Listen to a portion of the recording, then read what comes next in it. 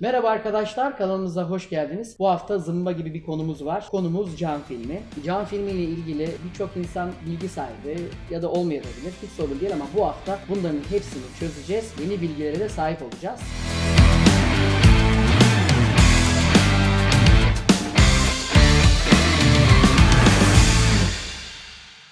Cam filminin tarihçesi nasıl başladı? Şu anda cam filmi nereye doğru gidiyor?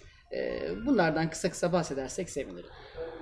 Cam filmlerimiz şöyle ki ilk başladığı zamanlarda genel yapı itibariyle kozmetik olması adına dizayn edilmişti. İnsanlar içerisini görülmemesi adına araçlarına cam filmleri kaplıyordu. Fakat sonradan daha büyük avantajları ortaya çıkmaya başladı. Sağlığımızı korumak adına da birçok avantajları olduğu ortaya çıktı. İlk çıkan cam filmleri boyalı cam filmleriydi ve bu filmler ihtiyacı karşılamamaya başladığı zaman farklı cam filmleri doğmaya başladı. Bunlar karbon filmler, seramik filmler, nano seramik filmler olarak devam ettiler. Boyalı filmler kokuları, görüntüleriyle aslında şu anda birçoğu yasaklanmış olan filmler.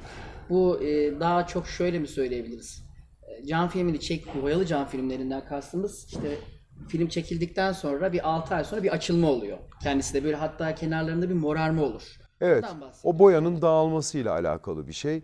Tabii bu kanserojen maddeler de salgılıyorlar ısıyla birlikte bakıldığında. Bunun zararları ortaya çıktığı zaman bundan sonra dediler ki ne yapabiliriz? Karbon cam filmlerine geçildi. Bildiğiniz gibi cam filmleri tabaka tabaka yapılıyor. Evet. Bu tabakalar farklı farklı bileşenlerden oluşuyor. Karbon cam filmi dediğimizde odun kömürü moleküllerinin, partiküllerinin püskürtülmesiyle elde edilen filmler. Bildiğimiz odun kömürü mü abi? Bildiğimiz odun kömürü karbonla partikülleri kastımız o yani. tabii ki kesinlikle odun kömürü partikülleriyle püskürtülerek yapılıyor ve bundan dolayı da renklerinde solma olmadığı gibi karbon ciddi güzel bir koruyucudur.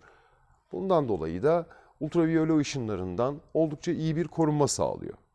Peki şöyle bir soruyla devam etmek gerekirse bu karbonla püskürtme sistemiyle değil mi? Öyle söylemiştik herhalde. Evet, Katmanlar üst katmanlar üst üste püskürtülerek elde ediliyor. Bu püskürtme sonucunda boya kullanmadan bu şekilde yapıldığı için bir kere sağlık açısından cam filmi karbonda daha tercih edilebilir bir Kesinlikle boya, değil oldukça mi? sağlıklı Sağlıklı bu. oldu. Herhangi bir boya maddesi kullanılmadığı için veya geçen zaman içerisinde konulan kurallar çerçevesinde belli yerlerden temin ediliyor ham maddeler ve bu ham maddelerin temin noktalarında sağlığa zararlı ve bileşenlerinde hiçbir sağlığa zararlı madde bulunmamakta. Peki şöyle bir şey var mı? Karbon filmleri e, boyalı cam filmlerine nazaran tercih edilirken boyalı cam filmleri şu anda neden hala piyasada? İnsanlar boyalı cam filmlerinden çıkıp da karbon cam filmlerini tercih edemiyorlar veya etmiyorlar. Büyük ihtimalle fiyat politikasından kaynaklı bir şey. Bu sebepten dolayı insanlar boyalı cam filmlerinin ucuz olması kaynaklı araçlarına kaplatıyorlar. Ancak şöyle de değerlendirmek gerekiyor. Sağlık çok önemli. Arabada çok uzun zaman geçiriyoruz. Boyalı cam filmlerini kullanmamamız hem sağlığın kendi hem de aile ve arkadaşlarımız, aracımıza binen herkes adına boyalı cam filmlerinden uzak durmak gerekiyor. Zaten şöyle olmuyor mu abi? Şimdi sen boyalı cam filmi çektiriyorsun aracına. Sonra 6 ay sonra o zaten film açılıyor. Sen tekrar gidiyorsun, tekrar bir film çektiriyorsun. Evet, bir Yani çektirme ücreti, bir söktürme ücreti, söktürme ardından ücreti bir tekrar yaptırma ücreti gibi bir şey oluyor. Evet, haklısın. Bu da aynı maliyeti doğurmuş oluyor. Bir kere alıp devamlı kullanabilmek çok daha özel bir durum oluyor. Karbon cam filmleri biraz pahalı gibi gelebilir insanlara ancak biz zaten buradan yola çıkarak ülkemizde herkesin ulaşabileceği fiyatlara karbon ve nanoseramik cam filmleri olsun istediğimiz için biz bu işin içine girdik. abi ben tam soruyu soracaktım ama sen şimdi tabii cümleyi de arada geçirdiğin için o kelimeyi ben cımbızla alıyorum müsaadenle. Karbon filmlerinin dışında bir de nano seramik var dedin herhalde biraz Evet. önce. Biraz bize nano seramikten bahseder misin? Hatta biraz değil konumuz galiba nano seramikle ilgili daha çarpıcı, daha böyle insanların ilgisini çekeceğini düşündüğümüz bir konu. O hususta karbon filmlerin dışında bu nano seramik nedir? Karbon filmden farkı nedir? Oradan bir başlayalım. Sonra da bizim filmimizle ilgili ufak bilgiler almak istiyoruz senden. Elbette. nanoseramik cam filmi olarak adlandırılan filmler nanoseramik partiküllerin püskürtülmesiyle elde edilen filmler. Karbon yerine nanoseramik partiküller kullanılıyor. Birazcık daha farklı teknikler ve katmanlarla oluşturuluyor. Nanoseramik oldukça ısıya karşı dayanıklılığı olan bir ürün. Kaplamalarda kullanılıyor, ısı kaplamalarında kullanılıyor, uzay gemilerinde kullanılıyor. Nanoseramik filmler aynı zamanda uydularda dahi kullanılabiliyor. Araçlarda kullanılan nanoseramik cam filmlerinde ise bakıldığında üstün özellikler, infrared koruması karbon filme göre çok çok daha üstündür. Ultraviyole koruması en üst seviyededir. Bunun ne işe yarayacağını düşünüyorsak eğer, tabii ki güneş ışınları bizim için faydalı ama camdan geçip vücudumuza gelen güneş ışınları zararlı, faydalı Hatta değil. bir işe bile yaramıyor diyebiliriz. Zarar veriyor. Evet. Biz zararlı etkilerinden tamamen kendimizi koruyoruz. Aynı zamanda aracımızı da koruyoruz. Bildiğiniz gibi ısı araca oldukça büyük zararlar veriyor. Arabanın göğüs aksamına, işte koltuk aksamına, kumaşlarımıza, derilerimize oldukça fazla zarar verebiliyor. Nanoseramik cam filmleri bunların hepsini koruduğu gibi aynı zamanda da inanılmaz bir güzel görüş sağlıyor. Görüş netliği karbondan yeterince farklı mı? Çünkü Oldukça benim özellikle farklı. sormak istediğim bir soru. Çünkü ben kendim aracıma şu anda karbon film var. Bunu nanoseramiğe çevirmek istiyorum ancak nanoseramiğe çevirdiğim zaman karbondan daha da farklı olduğu için kendimi iyi hissettirecek mi? Yani değecek mi bu paraya Arda abi? Hani herkesin soracağı soru bu aslında. Yani vereceğim paraya değecek mi? Bir, bizim filmlerimiz ulaşılmaz rakamlarda değil. İki, kesinlikle değecek. Yani bugüne kadar niye yaptırmadım diye düşünmeyecek hiç kimseyi tanımıyorum. Açık ve net söyleyebilirim. O zaman şunu söyleyebilir miyiz Arda abi seyircilerimize?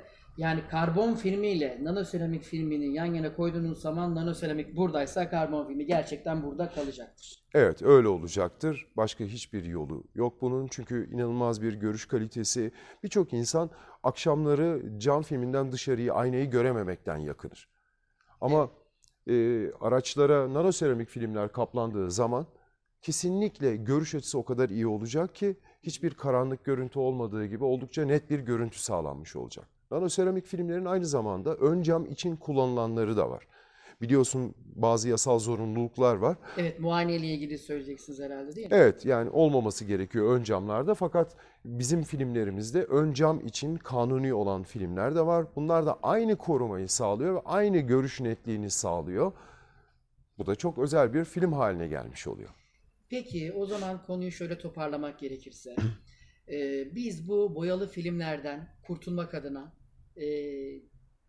hem bilinçlenmek adına ne yapılması gerekiyorsa insanların izleyeceği yol ne olmalı? Bununla ilgili ufak böyle bize bir tavsiye verirsen ona göre insanlar da bir yol haritası hani oluşturur diye düşünüyorum. Öncelikle yani eğer mümkünse nanoseramik cam filmlerini tavsiye ediyorum. Eğer mümkün değilse bütçenizle alakalı olarak bakıldığında en kötü ihtimalle karbon cam filmlerinin kullanılması gerekliliği var. Ön cam için eğer yapabiliyorsanız ön cama mutlaka yaptırmanızı tavsiye ediyorum. Ve şöyle değerlendirmek gerekiyor. 10 yıl garanti vermiş olduğumuz filmlerde 10 yıl aracınızı kullanamayabilirsiniz. Fakat bizim filmlerimizi kullanabilirsiniz. Peki abicim. Valla verdiğin bilgiler için çok teşekkür ederiz abi. Ayağına sağlık. Buraya kadar seni yorduk.